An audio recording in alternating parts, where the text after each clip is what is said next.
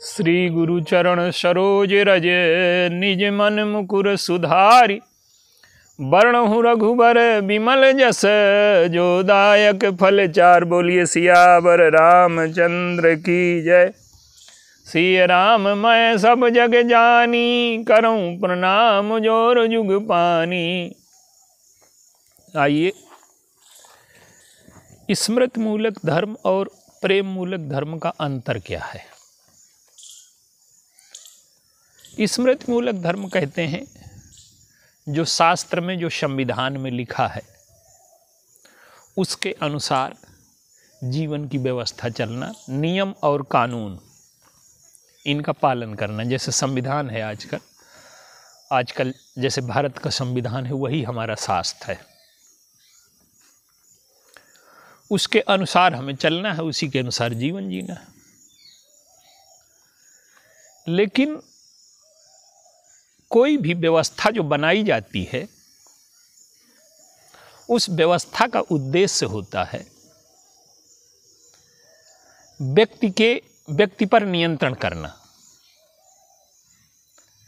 सीमा से बाहर न जा पाए और अंतःकरण में सद्भाव और प्रेम की सृष्टि करना। लेकिन कोई भी व्यवस्था हो जो बनाई गई थी संघर्ष को समाप्त करने के लिए, सद्भाव की सृष्टि करने के लिए, वही बाद में संघर्ष का मूल आधार बन जाती है। जैसे वर्ण व्यवस्था को लीजिए। वर्ण व्यवस्था इसलिए नहीं बनाई गई थी कि लोगों के बीच में संघर्ष हो। वर्ण व्यवस्था का केवल इतना तात्पर्य था कि व्यक्ति अपने कर्तव्य कर्म का पालन करते हुए प्रत्येक व्यक्ति ईश्वर तक कैसे पहुंचे, शरीर से कैसे ऊपर उठे, जाति से कैसे ऊपर उठे। लेकिन व्यवस्था जब व्यक्ति पर अधिकार कर लेती है तो वो बंदी मात्र रह जाता है। व्यवस्था व्यक्ति के लिए होती है, व्यवस्था के लिए व्यक्ति नहीं होता। जैसे संविधान है या शास्त्र है, उसके शब्दों को आधार बना करके और व्यवस्था की हथकड़ी से व्यक्ति को बांध दिया जाए तो वो बंदी हो जाएगा। शास्त्र और संविधान जेलर हो गया और व्यक्ति हो गया बंदी। तो इससे मुक्त करता है प्रेम मूलक धर्म। महाभारत में एक दृष्टांत आता है कि दो राजा आमने सामने काशी नगर में आ गए। तो वो कहता है कि तुम हमें रथ देख करके रथ छोड़ो, वो कहता है तुम छोड़ो। तो बड़ी कठिनाई से स्मृतियों का, संविधान का उदाहरण दे करके उनको हटाया गया। कहने का अर्थ ये है कि कोई भी व्यवस्था बनाई गई होगी, उसका उद्देश्य मार्ग को अवरुद्ध करना नहीं था, लेकिन व्यवस्था के नाम पर वो शुद्ध अहंकार की लड़ाई लड़ रहे थे। तो जब व्यवस्था को स्वार्थ के लिए, अहंकार के लिए प्रयोग किया जाता है तो वही व्यवस्था दूषित हो जाती है। आइए एक दृष्टांत के माध्यम से इसे हम समझने का प्रयास करें। श्री भरत जी चित्रकूट जा रहे हैं और साथ में सेना है। तो सेना लेकर के क्यों जा रहे हैं? उनके अंतर्मन की गहराई में बचपन का खेल है। प्रभु का स्वभाव है, जब भी हमारे बीच में कोई खेल होता है तो प्रभु मुझे जिताते हैं, और सेना लेकर के जाऊंगा तो प्रभु के मन में खेल की भावना आएगी और मुझे जिता देंगे, लौट आएंगे। और दूसरा, उनके मन में अयोध्या के प्रति रुष्टता है। प्रभु का राज्याभिषेक अयोध्या में नहीं होगा। क्यों? कि इस भूमि ने प्रभु के वनगमन का विरोध नहीं किया, तो ये भूमि उपयुक्त नहीं रह गई प्रभु के राज्य देने के लिए। तो चित्रकूट में राज्याभिषेक होगा, और जब लौट करके आते हैं तो वो अयोध्या में रहते भी नहीं, वो अयोध्या से कुछ न कुछ नाराज हैं, इसलिए नंदीग्राम में रहते हैं कि जब तक प्रभु इस भूमि पर नहीं आ जाते तब तक मैं निवास न करूंगा। तो भावना की इस गहराई को निषाद राज नहीं परख पाए। उन्हें लगा कि सेना तो हिंसा का साधन है, लेकिन भरत जी ने हिंसा के साधन को प्रेम के साधन में बदल दिया। यही उनके दर्शन की अनुपमेयता है। अब निषाद राज आए तो निषाद राज युद्ध के लिए तैयार हैं, उनके मन में कोई द्वंद्व नहीं है। लेकिन जब छींक हुई तो वृद्ध ने कहा कि युद्ध नहीं होगा, तो अब परीक्षा के लिए आए हैं। और परीक्षा के लिए 3 प्रकार की वस्तुएं लाए हैं, सात्विक, राजस, तामस। कंदमूल फल सात्विक हैं, मीन और वो जो मृग आदि हैं वो राजसिक हैं, और मीन पीन जो हैं ये जो हैं तामसिक हैं। तो निषाद राज सोचते हैं कि इन वस्तुओं को जब भरत जी देखेंगे तो इन वस्तुओं को देख करके उनका जो अंतर्भाव होगा वो आंखों में आ जाएगा। तो अगर उनके मन में सात्विक भाव है तो हम उनका स्वागत करेंगे, राजसिक भाव है तो उपेक्षा कर देंगे, तामसिक भाव है तो हम युद्ध का निश्चय करेंगे। हम तो हिंसा वाले हैं, हम मछली मारने में संकोच नहीं करते, पर हम जैसे हिंसक हृदय भी श्री राम को देख करके हमारा हृदय बदल गया, और ये श्री राम के प्रति हिंसा के लिए जा रहे हैं, तो इनसे युद्ध करना हमारा सार्थक होगा। निषाद राज परीक्षा के लिए आते हैं, लेकिन श्री भरत जी ने वशिष्ठ जी से पूछा कि ये कौन है। तो श्री वशिष्ठ जी क्या करते हैं कि निषाद राज का परिचय दिया, और परिचय में 3 चीजें बताई। ये गांव के चौधरी हैं, इनकी जाति निषाद है, ये राम के सखा है। वशिष्ठ जी महान हैं, लेकिन संस्कारों से ऊपर नहीं उठ पाए। श्री राम जी प्रणाम करते तो दूर से आशीर्वाद देते क्या? राम प्रेमी के साथ साथ उन्हें जाति का स्मरण बना रहा। और श्री भरत जी को जब बताया कि ये कौन है, तो श्री भरत जी की विशेषता ये है कि उनके कान उतना ही सुनते हैं जितने से उनका कल्याण हो।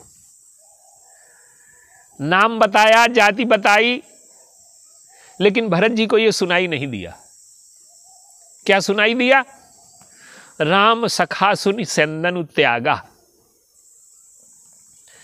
ये राम सखा हैं, केवल इतना दिखाई दिया। भरत जी के कान बड़े विचित्र हैं।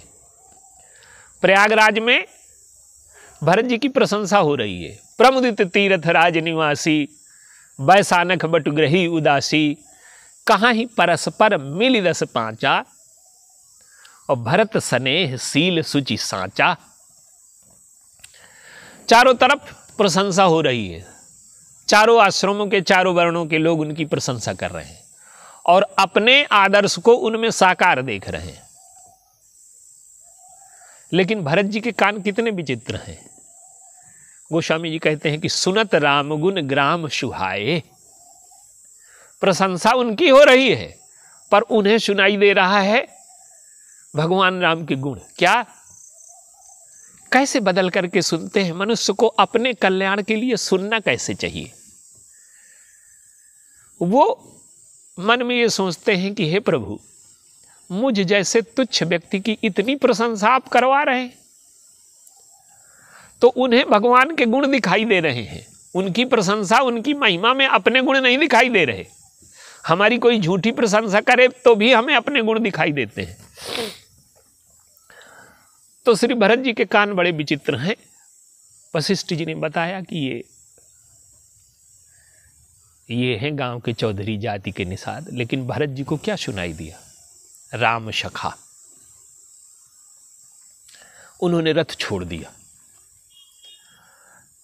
करत दंडवत देखते ही भरत लीन उरलाए, और मनहु लखन सन भेंट भई प्रीति न हृदय समाए। देखिए, जब भगवान की भक्ति किसी व्यक्ति के अंतःकरण में आती है तो उसके अंतःकरण से जाति के, संस्कार के, व्यक्ति के सारे भेद मिट जाते हैं। उमा जे रामचरण रत विगत काम मद क्रोध, और निज प्रभुमय देखहि जगत के सन करहि विरोध। रामचरण में रत हैं, काम मद क्रोध से विगत हैं वो, और सब में अपने ईश्वर को देखते हैं। तो भरत जी को न जाति दिखाई दे रही है, न ये गांव के चौधरी हैं ये दिखाई दे रहा है। वो वर्ण में बड़े हैं, ऐश्वर्य में बड़े हैं। निषाद राज को आना चाहिए, भरत जी को रथ छोड़ना नहीं चाहिए। उस समय की वर्ण व्यवस्था के हिसाब से अगर दूर से ही आशीर्वाद दे देते तो बहुत माना जाता, जैसे वशिष्ठ जी ने दे दिया।